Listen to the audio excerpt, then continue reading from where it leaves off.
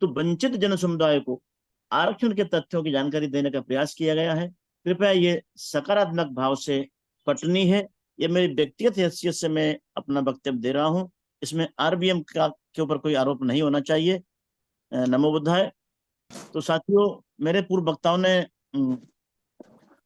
जो मैंने लिखा है, ऐसा लग रहा है कि मैंने उनके भाषण सुनकर लिखा है, और सभी बातें, तथ्यपरक बातें हमारे विद्वान साथियों ने रख दी हैं। सौभाग्य से सभी पूर्व वक्ता एडवोकेट हैं मुझे छोड़ करके। मैं एक अनपढ़ आदमी, अनपढ़ का मतलब तकनीकी मजदूर, पढ़ा लिखा मजदूर, जो निर्माण में विश्वास करता है, निर्माण में विश्वास करता है, बाबूजी निर्माण में विश्वास करता है। साथियों, आज मुझे बात रखने का मौका मिला, मैं बहुत बहुत साधुवाद देता हूँ आदरणीय एडवोकेट जो हमें चला रहे हैं, दयाराम अहरवार साहब। तो मित्रों, जो आरक्षण का जो आज का जो मुद्दा है कि इस माननीय सुप्रीम कोर्ट का जो 1 अगस्त 2024 के आरक्षण के अंदर आरक्षण के निर्णय से किसको लाभ और किसको हानि, ये मुख्य बिंदु है जिसके ऊपर हमें अपने सभी साथियों के विचार सुनने को मिले। सभी के विचार स्वागत योग्य हैं, सारगर्भित हैं और ज्ञान वृद्धि लायक विचार थे जो हमें सुनने को मिले।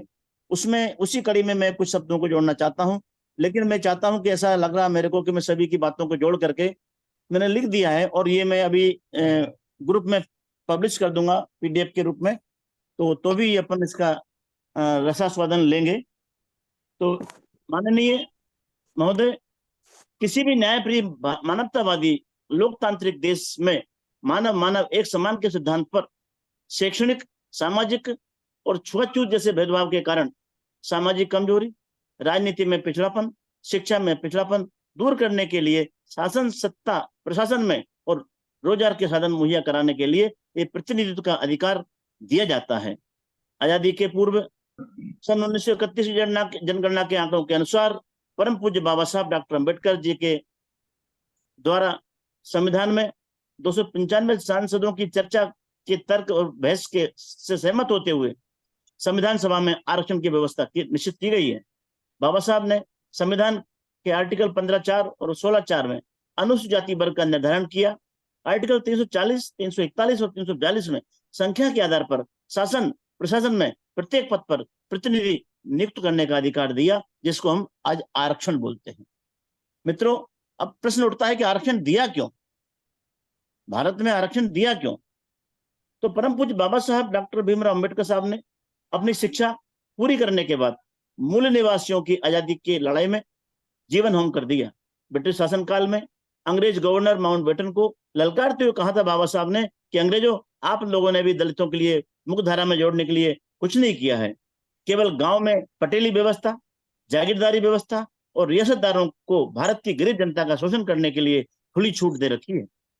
अतः रियासतदारों ने, पटेलों ने गरीब, अशिक्षित और धार्मिक जाति व्यवस्था से शिकार अछूत लोगों को 3000 साल तक प्रताड़ित किया गया है। तब पूज्य बाबा साहब डॉक्टर अंबेडकर जी ने 400 पेज का ज्ञापन महारानी एलिजाबेथ को गवर्नर के माध्यम से प्रेषित किया था। ब्रिटिश गवर्नमेंट ने गंभीरता से निर्णय लेते हुए अछूतों या शूद्रों के प्रतिनिधित्व के अधिकार के लिए सर साइमन के नेतृत्व में जांच आयोग बैठाया था। उन्होंने भारत की प्रत्येक जाति का सर्वेक्षण किया तथा सन 31 में जातीय जनगणना हुई, और उस आंकड़े के आधार पर विशाल देश में जो भारत देश संघ का आकार ले रहा था, भारत में अनुसूचित जाति 15%, जनजाति से 7.5% और पिछड़ा वर्ग, अन्य जो पिछड़ा वर्ग है जिनको हम सचुत गुलाम कहते हैं, उनको ओबीसी में 52% संख्या का निर्धारण हुआ, और सन 1950 को संविधान में आरक्षण का प्रस्ताव लागू किया गया, और जिसको डॉक्टर राजेंद्र प्रसाद, पंडित जवाहरलाल नेहरू, महात्मा गांधी जी के साथ पूना पेट के अनुसार प्रतिनिधित्व का कानून लागू किया गया। इसलिए हमको ये आरक्षण दिया गया। अभी पूना पेट को थोड़ा संक्षिप्त में बताने का मैं प्रयास करूंगा चंद लाइनों में, समय बहुत कम है। साइमन कमीशन की रिपोर्ट के अनुसार गोलमेज कॉन्फ्रेंस में सन 31-32 के बीच जो महत्वपूर्ण कम्युनल अवार्ड बाबा साहब ने प्राप्त किए, जो पहला अधिकार था वो डबल वोट का अधिकार था। अतः लोकसभा में, विधानसभा में डबल वोट का अधिकार के आधार पर लोकसभा में अनुसूचित जाति के लिए 75 सीटों का प्रावधान किया गया था।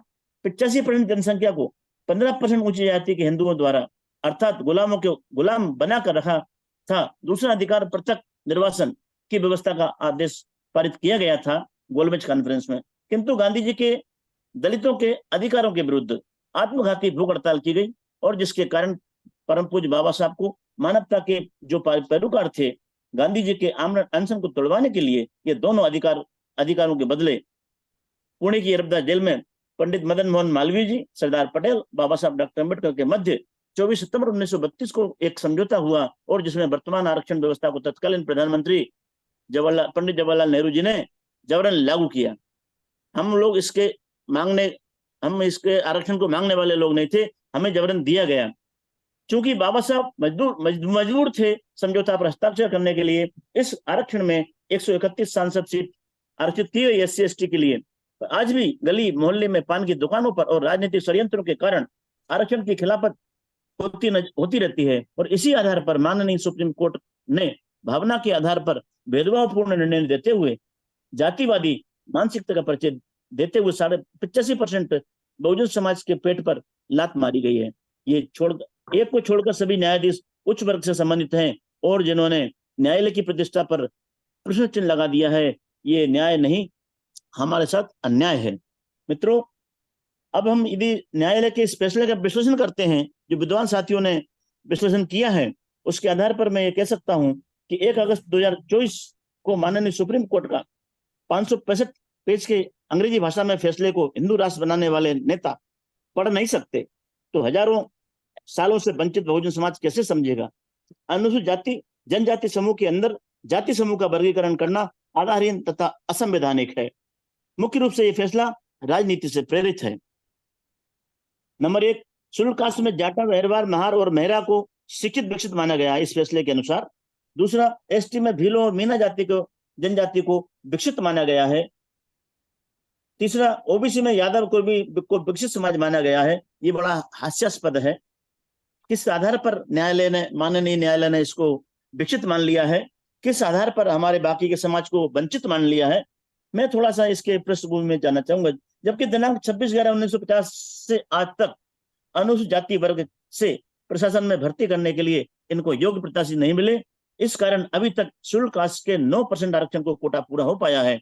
अनुसूचित जाति जनजाति का 4% कोटा तथा OBC का 12% कोटा पूरा हुआ है, और बैकलॉग के 30,000 से अधिक पद केंद्र सरकार में ही खाली पड़े हुए हैं।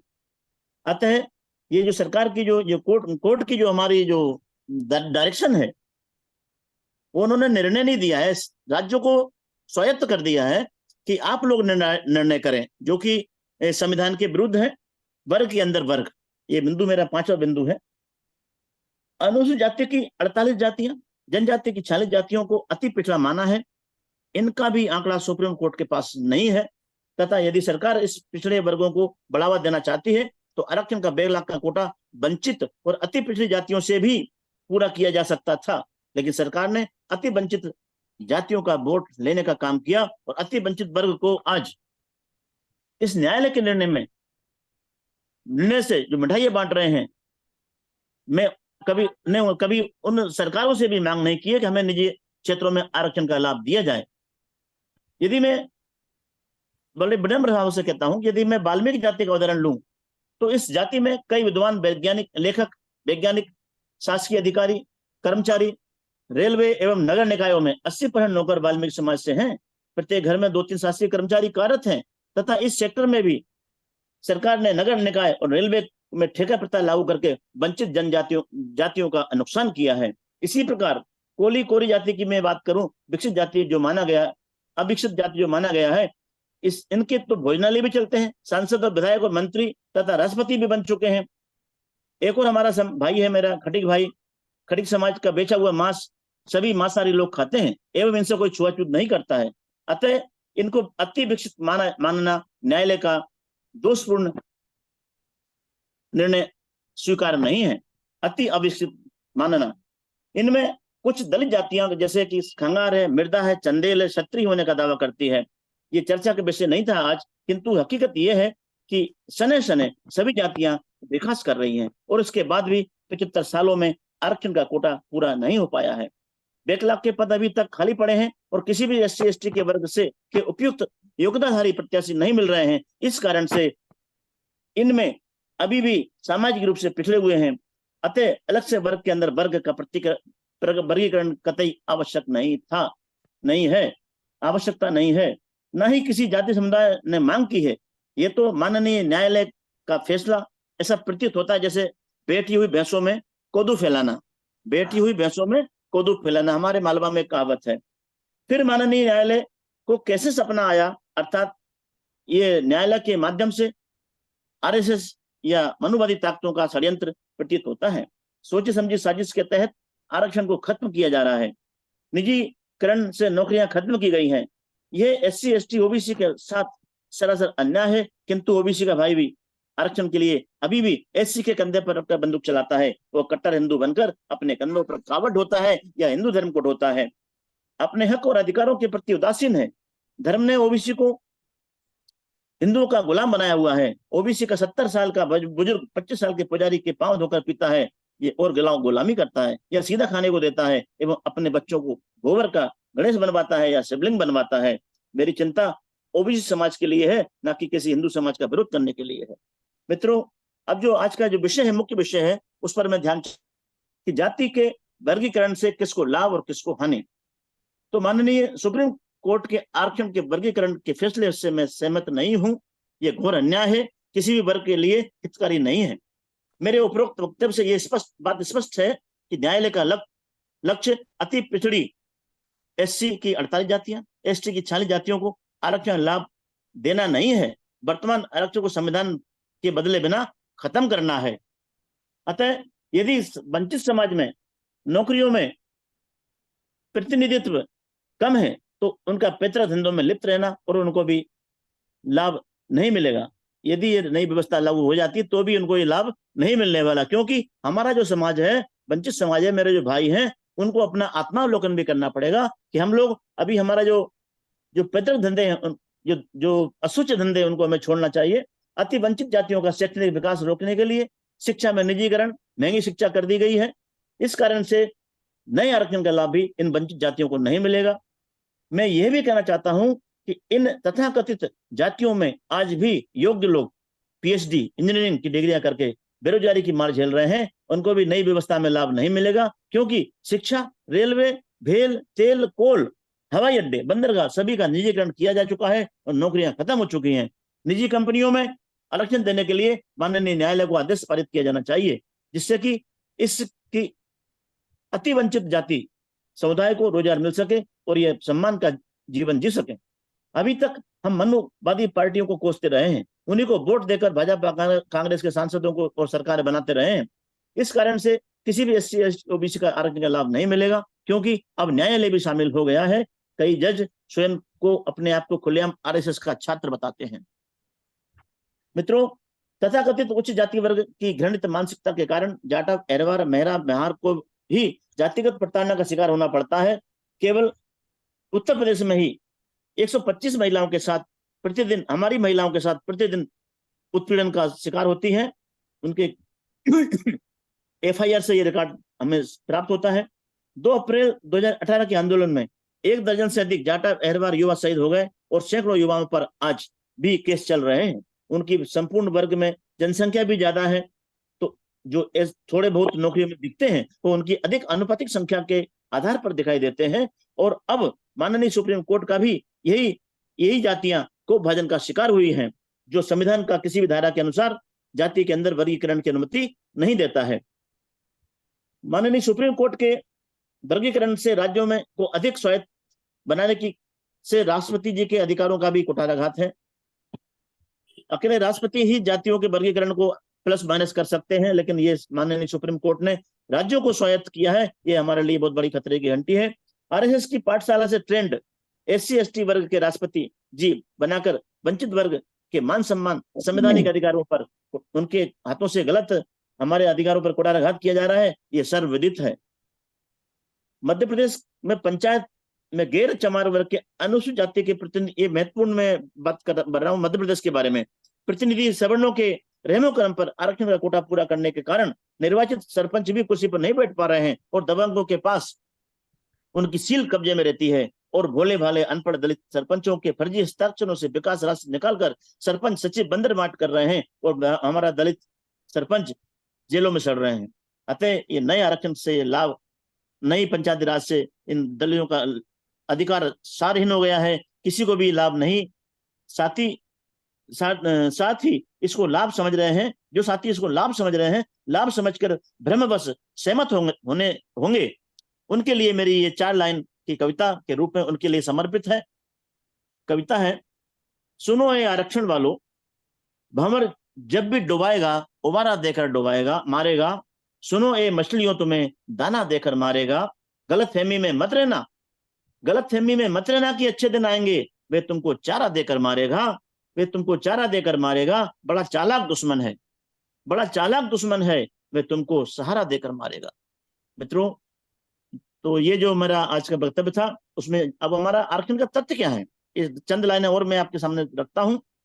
प्रोफेसर डॉक्टर विक्रम हरिजन द्वारा 565 पेज के फैसले का अध्ययन करने से के उपरांत ज्ञात हुआ है कि संविधान के अनुच्छेद 14(4), 15(4) में SC/ST श्रेणी, 15(4) और 16(4) में जो SC/ST का निर्धारण हुआ है, बाद में 16(4) में जो OBC का निर्धारण हुआ, जो स्वैच्छिक था, शासन चाहे तो दे और शासन चाहे तो ना दे, क्योंकि OBC ने बाबा साहब एवं अनुच्छेद 341 की बात को स्वीकार नहीं किया था, किंतु 15(4) अपरिवर्तनीय धारा है और जिसको राष्ट्रपति जी ही बदलने में सक्षम है, इसलिए माननीय न्यायालय का सहारा लिया गया है। और SC होमोजेनियस संयुक्त वर्ग है, इनकी सेम समस्याएं हैं, जैसा कि पूर्व में हमारे बाबूजी ने, आनंद साहब ने कहा है। इस कारण क्रीमी लेयर लागू नहीं होता है और आरक्षण लागू मूल अवधारणा जाति का उन्मूलन नहीं है। आरक्षण का जो मूल अवधारणा है वो जाति का उन्मूलन नहीं है या आर्थिक उन्मूलन नहीं है। शासन में प्रत्येक पद पर प्रतिनिधित्व का विषय है। क्रीमी लेयर केवल 16(4) के अनुसार शासन की मंशा के अनुसार लागू होता है और न्यायाधीश माननीय EV चलैया साहब का जो जजमेंट इसी बात पर आधारित था, जो 4 जजों की बेंच में फैसला किया गया था और 5 जजों की बेंच ने ये फैसला न करते हुए 7 बेंच की जजों को ये प्रेषित किया गया और ये दलित विरोधी निर्णय 1 अगस्त 2024 को दिया गया। इससे किसी भी वर्ग को फायदा नहीं होगा। अतः 200 पॉइंट रोस्टर, इसको समझने के लिए हम इसको ये प्रूव कर सकते हैं कि 200 पॉइंट रोस्टर में अनुसूचित जाति के साथ 7वें नंबर पर और अनुसूचित जनजाति का 13वें नंबर पर नौकरी में नंबर लगता था। लेकिन यदि SC में कई बांट हिस्से कर देंगे, ST में कई हिस्से कर देंगे, तो ये जो 200 पॉइंट रोस्टर है ये हमारे लिए असफल हो जाएगा और हमको 25वें नंबर तक भी जाकर के भी हमको नौकरी का सीट, रिजर्व सीट नहीं मिलेगी। इससे किसी भी वंचित जाति समूह को लाभ नहीं होगा। इस कारण माननीय प्रेला M त्रिवेदी जज साहिबा का फैसला स्वागत योग्य है। इस आधार पर हमको पुनर्विचार याचिका माननीय उच्चतम न्यायालय के वरिष्ठ बेंच को निरस्तीकरण हेतु अपील की जाना चाहिए और हमको आपस में पिछड़े और अति पिछड़े की लड़ाई में न पड़कर न्यायालय के कूटनीतिक फैसलों को गंभीरता से लेते हुए सामाजिक भाईचारा बनाए रखना चाहिए। ये मेरी महत्वपूर्ण अपील है, क्योंकि मणिपुर में OBC की कुछ जातियों को ST की सूची में डाला गया और साल भर से दंगा कराया जा रहा है, महिलाओं को नंगा करके घुमाया जा रहा है, महिलाओं के साथ बलात्कार किया जा रहा है, हत्याएं हो रही हैं।